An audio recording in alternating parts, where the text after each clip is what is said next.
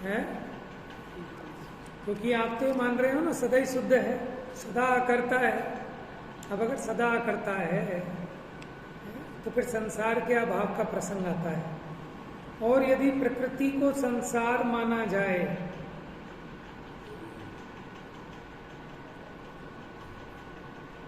देखो संसार किसे कहते हैं? यद्यपि कर्म सहित जीव को संसार कहते हैं, अथवा आत्मा में उत्पन्न होने वाले मोह राग द्वेष वही संसार है। ठीक है, वो कहता है कि जो पुद्गल कर्म है उसी को संसार मान लें तो भी घटित नहीं होता, क्योंकि प्रकृति तो जड़ है, उसे सुख दुख आदि का संवेदन नहीं है, तो उसे संसार कैसा? ऐसे अनेक दोष एकांत मान्यता में आते हैं। सर्वथा एकांत वस्तु का स्वरूप ही नहीं है, इसलिए सांख्यमति मिथ्या दृष्टि है। और यदि जैन भी ऐसा माने तो वे भी मिथ्या दृष्टि है। इसलिए आचार्य देव उपदेश देते हैं कि सांख्यमतियों की भांति जैन आत्मा को सर्वथा अकर्ता न माने। कोई प्रश्न हो तो पूछ लेना आप। क्या कह रहे हैं कि आत्मा को सर्वथा अकर्ता मत माने। जब तक स्व पर का भेद विज्ञान ना हो तब तक तो उसे रागादि का, अपने चेतन रूप भाव कर्मों का कर्ता मानो, पर द्रव्य का तो नहीं, अपने जो चेतन रूप भाव कर्म है। और भेद विज्ञान होने के बाद शुद्ध विज्ञान घन समस्त कर्तृत्व के भाव से रहित, माने अभिप्राय की अपेक्षा बात है, अब उसका परद्रव्य को करने का कोई अभिप्राय नहीं रहा, इसलिए अब उसे ज्ञाता ही मानो। इस प्रकार एक ही आत्मा में कर्तृत्व तथा अकर्तृत्व ये दोनों भाव विवक्षावश सिद्ध होते। ऐसा स्यादवाद मत जैनों का है। तो एक अपेक्षा बताई, ऐसे अनेक अपेक्षाएं घटित होती हैं, उनको वैसा ही यथासंभव स्वीकार करना। और वस्तु स्वभाव भी ऐसा ही है, कल्पना नहीं है। ऐसा स्यादवाद अनुसार मानने से पुरुष को संसार मोक्ष आदि की सिद्धि होती है, तभी तो संसार सिद्ध होगा। और संसार सिद्ध होगा तभी तो कोई संसार का अभाव करके मुक्त होगा, नहीं तो संसार और मुक्ति दोनों ही सिद्ध नहीं होती। और सर्वथा एकांत मानने से निश्चय और व्यवहार दोनों का लोप होता है। ठीक है, तो यहाँ सांख्यमति की जो मान्यता है आत्मा सर्वथा अकर्ता है, सर्वथा नित्य है, उसका उन्होंने यहाँ पर निराकरण किया। आगे की गाथाओं में कर्ता अन्य है और भोक्ता अन्य है। अभी दूसरी मान्यता चालू हो गई, क्या कि करने वाला तो कोई और है और भोगने वाला कोई और है। ये मान्यता है क्षणिकवाद की, क्योंकि वो कहता है कि जिसने किया था वो तो गया, अभी जो भोग रहा है ये दूसरा है। ठीक है ना, कि जिससे तुमने पैसे उधार दिए थे वो दूसरा था, तो मांग रहे हो मैं दूसरा हूं।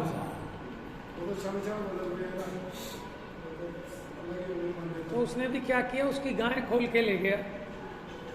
अब उसके पीछे दौड़ा दौड़ा गया तो मेरी गाय दे, तो तेरी थोड़ी है, जिसकी थी वो आएगा तो दूंगा, और वो तो गया तो दूसरा है, क्योंकि क्षणिक है ना तुम्हारे मत में आत्मा। समझ में आया? अरे भैया कैसे क्षणिक होगा, ये तो प्रत्यक्ष नजर आता है कि तब भी उस चीज का अपने को स्मरण आ रहा है कि नहीं आ रहा, प्रत्यभिज्ञान होता है कि नहीं होता। ये वही मैं हूँ कि जिसने पैसे उधार दिए थे, और ये मैं वही हूँ जो मांग रहा हूँ। तो इससे सिद्ध होता है कि आत्मा सर्वथा क्षणिक नहीं है। माने यहाँ से आचार्य देव ने स्यादवाद पढ़ाना चालू कर दिया है। हाँ हाँ, समझ क्या आती है, देखो ऐसे ही है, जीव की होनहार है,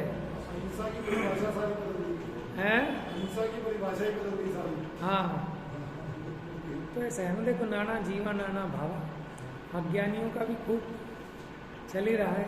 नहीं तो सारे के सारे मोक्ष नहीं चले जाते हैं। चलो उनकी तो छोड़ो, अब अपने जितना समझ में आ रहा है हम ही कहाँ सुधर रहे हैं। समझ में आए? 1 इंच भी नहीं बढ़ेगा ऐसा नहीं, ऐसा नहीं है। अंतर कहाँ आ रहा है? देखो कुछ अंतर तो आपके पास में विवेकी पढ़ाते हैं और 20 साल से पढ़ाते आ रहे हैं, हमने देख ले बहुत से, वो वहीं के वहीं रखे थे, आगे पीछे बढ़े ही नहीं। लेकिन क्या पढ़ाने तो क्या बात है? ऐसा नहीं। देखो ऐसा है, अंतर आप क्या अंतर देखना चाहते हो? पहले तो ये है ना, आपकी अपेक्षा क्या है, आप कैसा अंतर देखना चाहते हो? देखो आदमी की सोच में अंतर आता है। आदमी जो सुनता है, ठीक है ना, जो पढ़ता है, जैसे माहौल में रहता है, ठीक है, वैसा गारंटी से चेंज आए बिना रहता है, आता ही आता है। भले वो एकदम उतना ना दिखे, हर एक का अपने अलग अलग टाइप की स्पीड होती है, लेकिन ऐसा नहीं कह सकते कि 1 इंच फर्क नहीं पड़ा। बुद्धि सोचने लगती है जो पहले नहीं सोचते थे। हाँ, स्वयं अपनी पकड़ में आता है, ठीक है ना, लेकिन वो अंतर थोड़ा थोड़ा थोड़ा थोड़ा रोज होता है ना, तो पता नहीं चलता। देखो अपना बच्चा इतना सा था, अपने को पता लगता है कि बड़ा हो गया, लेकिन कोई दूसरा व्यक्ति 10 साल बाद मिला तो वो कहता है तो बहुत बड़ा हो गया। समझ रहे हो?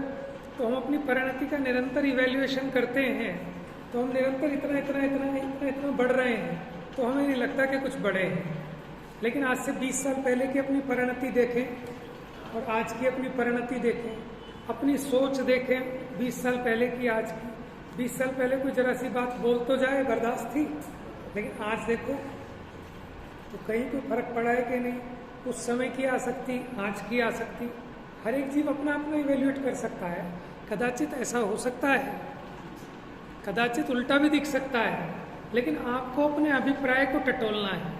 कई बार परिस्थितियां भी बाहर की ऐसी होती हैं, कर्म का उदय भी ऐसा होता है, लेकिन उसके बावजूद भी आपका अभिप्राय क्या है, आपको अच्छा क्या लगता है? हो सकता है कि आप जब कुछ नहीं जानते थे तो आपको राग कम था, लेकिन ऐसा आज आपकी परिस्थिति ऐसी हो सकती है कि आपको राग तीव्र हो। लेकिन इवैल्यूएशन ये करना है कि जो राग हो रहा है, ये राग होता हुआ अपराध दिख रहा है कि भला दिख रहा है, करना चाहता हूँ कि मेटना चाहता हूँ। समझ में आया ना? तो इससे मोक्ष मार्ग का संबंध है। बाकी तो सम्यक दृष्टि नार की हो, उसके भी महातीव्र कृष्ण लेश्या, पूरी जिंदगी मार काट करता रहता है वो भी, लेकिन उसके बावजूद भी अभिप्राय सुधरा हुआ है, तो सम्यक दर्शन है। और कोई देव अपने जीवन में हिंसा नहीं करे, झूठ नहीं करे, चोरी नहीं करे, कुशील और परिग्रह भी नहीं करे, तो भी मिथ्या दृष्टि हो सकता है। समझ में आया? तो अभिप्राय पलटता है, ऐसा नहीं है कि नहीं पलटता है, हम पकड़ नहीं पाते बात ये। तो इसीलिए देखो, जितना पढ़ोगे जितना सुनोगे यही उपाय है, क्योंकि अगर पढ़ोगे सुनोगे नहीं तो विचार भी नहीं चल सकता। अब हम पढ़ते हैं लिखते हैं तो विचार चलेगा। जो काम जितना ज़्यादा करेंगे उसके ही विचार चलेंगे। दुकान पे ज़्यादा टाइम देते हैं तो वो विचार ज़्यादा चलते हैं, यहाँ ज़्यादा टाइम देंगे तो ये विचार ज़्यादा चलेंगे, है ना? यही मार्ग है, नहीं तो मार्ग ही अवरुद्ध हो जाएगा।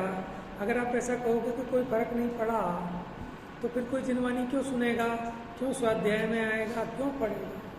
तो भैया ऐसा नहीं होता कि फर्क नहीं पड़े, फर्क पड़ता ही पड़ता है। कदाचित किसी का बहुत ही तीव्र कर्म का उदय हो है। अच्छा, आप दूसरे तरीके से समझो कि एक बड़वाग्नि होती है, बड़वाग्नि, बड़वानल, समुद्र में लगती है वो आग, बड़वानल होती है। एक होती है दावानल, एक होती है बड़वानल, एक होती है जठरानल। जठराग्नि, दावाग्नि और बड़वाग्नि। जठराग्नि तो पेट में लगती है, दावाग्नि जंगल में लगती है और बड़वाग्नि समुद्र में है। तो कहते हैं साहब इतने सालों से लगी हुई है, उसने क्या कर लिया समुद्र का।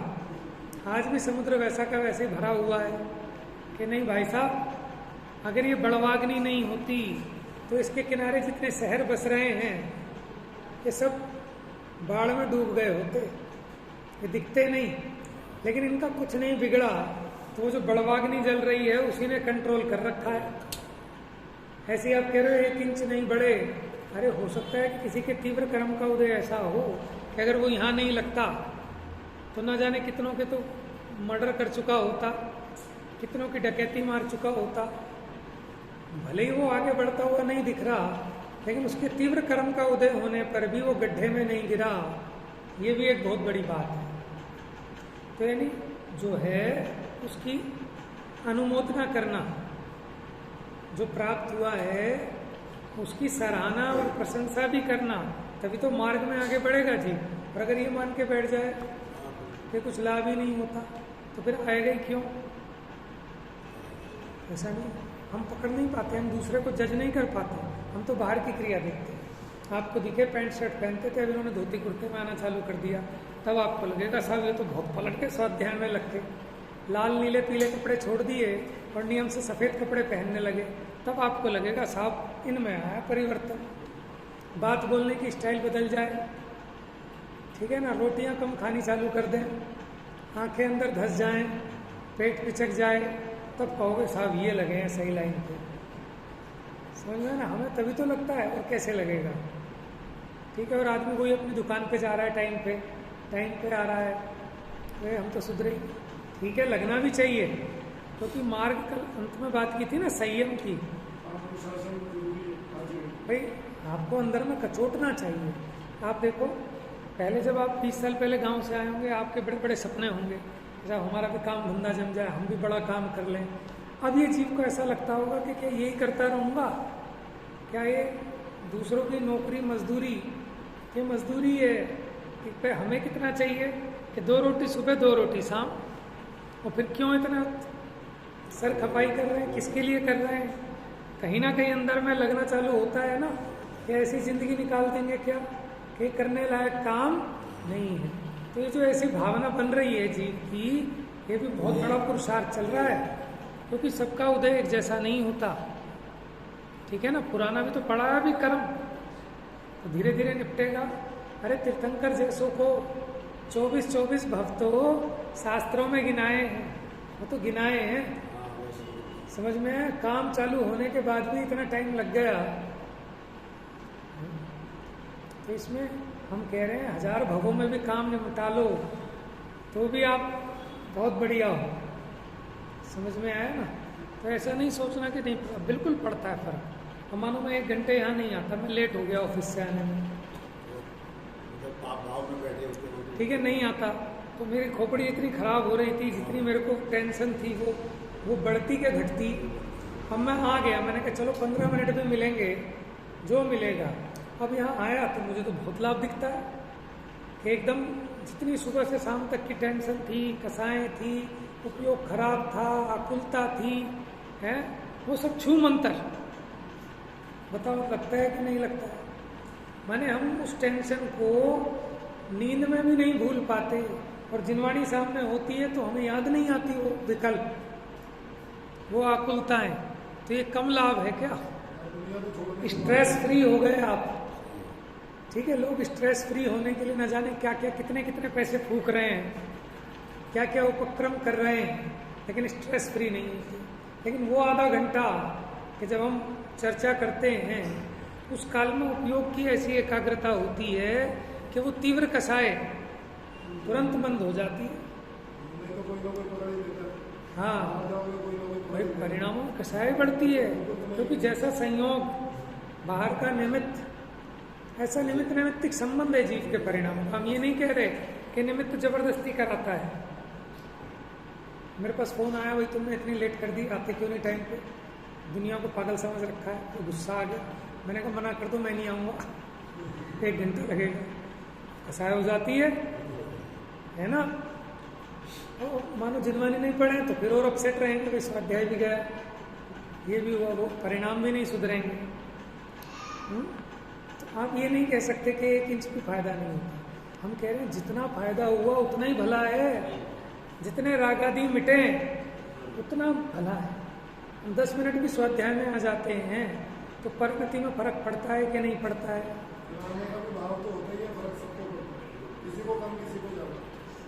वो दूसरा अपेक्षा के ऊपर भी है। कोई ये मान के आया था कि मेरे को इतना 100 गज फायदा होगा, लेकिन हुआ 2 गज, तो वो थोड़ा सा अपसेट होता है। और जो ये मान के आया था कि 1 गज फायदा होगा और 2 गज हो जाए, तो ये भी अपनी इच्छा के ऊपर है। लेकिन क्या है कि निराकुल होकर अब ये सोचना चाहिए, अब आधे घंटे के लिए ये समय मेरे लिए है, ठीक है। मैं आत्मा हूँ और पूरा दिन ये देह की गुलामी बजाता हूँ, ठीक है। स्त्री पुत्र कुटुंब की गुलामी कर रहे हैं, ठीक है। आप बताओ, अपने लिए महीने में 10,000 रुपये बहुत है, ठीक है। सुबह शाम की रोटी हो जाएगी 10,000 में। अब 1 लाख रुपये महीना काहे के लिए चाहिए, बताओ, ठीक है। दिखाने के लिए चाहिए। और फिर ये जो कुटुंब कबीला साथ है, तो मजदूरी है कि नहीं। जैसे बैल होता है ना, उसके सर पे वो जुआ रखा होता है, नाड़ नीची रखता है, उस पर फिर दुनिया भर के कट्टे लादे जाते हैं, ठीक है। देखो, आप ये कहोगे साहब मजदूरी आप करते होंगे, आपकी नौकरी है, हम तो सेठ जी हैं, हमारा कारखाना है, हम तो मालिक हैं, हमारी अपनी दुकान है, हम काहे के नौकर। ये नौकरी सब बजा रहे हैं, और किसकी, एक तो अपनी अज्ञानता की, अपने उस राग की, राग ही तो करा रहा है ना, नहीं तो किस्मत हम है। पुत्र पुत्री तो माने जितने छोड़ के दीक्षा लेके चले गए उनके भी थे, है ना, लेकिन वो राग छूट गया तो चले गए। तो हम किसकी नौकरी बजा रहे हैं, अपने राग की। और स्थूलता से कहो तो अपने कुटुंब की, अरे साहब बच्चों के लिए तो कर रहे हैं, ठीक है, हमें मिले ना मिले, लेकिन जो हमें नहीं मिला कम से कम बच्चों को तो मिल जाए। हम तो बिना एसी के रह लेंगे, लेकिन साहब बच्चे कैसे रहेंगे बेचारे, समझ में आया। हम तो चलो रूखी खा लेंगे, लेकिन बच्चों को तो छुपड़ी चाहिए भैया। हम तो बस से चले जाएंगे, लेकिन बच्चों को तो ओला और उबर चाहिए, समझ में आया। तो मजदूरी काहे की कर रहा है, फिर कर रहा है ना कुटुंब वालों की, तो सब मजदूर हैं। लेकिन उसको ये समझ में आता है कि कब तक उसका अपना भाग्य नहीं है क्या। हर एक जीव का अपना पुण्य पाप है ना। आप लाख कमाओ, लेकिन अगर उसका पुण्य नहीं है तो वो उसको भोग नहीं पाएगा। सेठ जी थे बड़े कंजूस, बिल्कुल रूखी रोटी खाते थे, और एक घी का डब्बा रख रखा था, बस उसे खोल के रोज सूंघते थे और बंद करके रख देते थे। क्या करते थे, सूंघते थे, हाँ, ठीक है ना। और उसके बीवी बच्चे तर करके खाएं, खूब खाएं भी और खिलाएं भी, समझ में आया। यही साक्षात आप देखो, सुबह निकलते हो इतनी गर्मी में पसीना बहाते हुए, ठीक है, फिर वहाँ दुकान में पूरी मजदूरी करते हो, हैं, और जिनके लिए कमा के लाते हो आराम से घर में बैठे हैं एसी में, समझ में आया। तो नौकरी सब बजा रहे हैं, लेकिन कब तक, जब तक अपना राग है, कोई दूसरे के लिए नहीं बजा रहा, अपने राग के। आपको अगर उस पुत्र में, पत्नी में राग ना हो तो आप क्यों मजदूरी बजाओगे किसी पड़ोसी के साथ, आज हमारी दुकान पे चले जाओ, जरा खोल लेना, जरा कमा के शाम को ले आना, चले जाओगे क्यों। कमाने में तो मजा आता है, कि ऐसे कमाने में मजा नहीं आता ठीक है। तो वो जो राग है सब उसकी गधा मजदूरी कर रहे हैं। लेकिन अब इसको पढ़ने के बाद समझ में आता है, कब तक करेंगे मजदूरी, अपना निराकुलता से जीवन कब जिएंगे।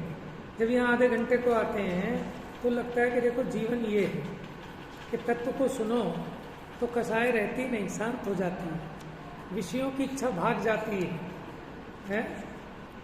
तो जीवन ऐसा ही रहना चाहिए कि अपना जीवन इसी साधना में गुजरे, कोई हमें विकल्प हो ही ना। अब देखो दुकान पे जाके कितने विकल्प उत्पन्न होते हैं, आपको ये करना है वो करना, होश नहीं होती सोचने की। घर से फोन आए खाना खा लो तो धमकाओगे, चुप रहते तो यही काम है, खाना खा लो खाना खा लो, समझ में। वहाँ इतना बिजी है कमाने में कि आपको खाने भर की होश नहीं है। अपने लिए फुर्सत कहाँ से मिलेगी फिर बताओ। वो गुंजाइश जिसको खाना खाने की फुर्सत नहीं है और वहाँ वो ये विचार कर पाएगा कि मैं आत्मा हूँ, पर द्रव्य से भिन्न हूँ, मैं इसका करता ही नहीं, भोगता ही नहीं, कहाँ से सोचेगा ये जीव। तो समय तो चाहिए, समय तो निकालना पड़ेगा। तो हमने एक दिन कहा था बूंद बूंद से घड़ा भरता है, कि ये जो संस्कार डाल रहे हैं ना हम डेली आकर, जैसे वो एक एक टप टप टप टप बूंद टपक रहा है, वो दिख रहा है कि अरे एक बूंद क्या करेगी, कि देखो क्या कमाल कर जाती है, वो एक एक बूंद टप टप करती हुई संगमरमर के पत्थर में भी छेद कर दे। ठीक है, तो ऐसा लगता है कि 10 मिनट 15 मिनट का स्वाध्याय क्या करेगा, कि यही स्वाध्याय ऐसा संस्कार बना दे जीव का। ऐसे ही थोड़ी अंतर मुहूर्त में कपड़े उतारते ही केवल ज्ञान ले लिया, तो संस्कार ही तो था ना, भीतर की तैयारी थी। अंतर इतना होता है किसी के कपड़े पहले उतर जाते हैं, किसी के पीछे उतरते हैं। जिसने पहले उतार दिए उसको भी वही काम करना, पूरा जीवन लगाता तब जाके केवल ज्ञान हो। किसी ने यहाँ कपड़े उतारे और अंतर मुहूर्त में केवल ज्ञान लिया, मैंने अंदर उस संस्कार को इतना दृढ़ किया कि लीला मात्र में केवल ज्ञान को प्राप्त करें। तो सारा का सारा भीतर का खेल है, अभिप्राय का खेल है।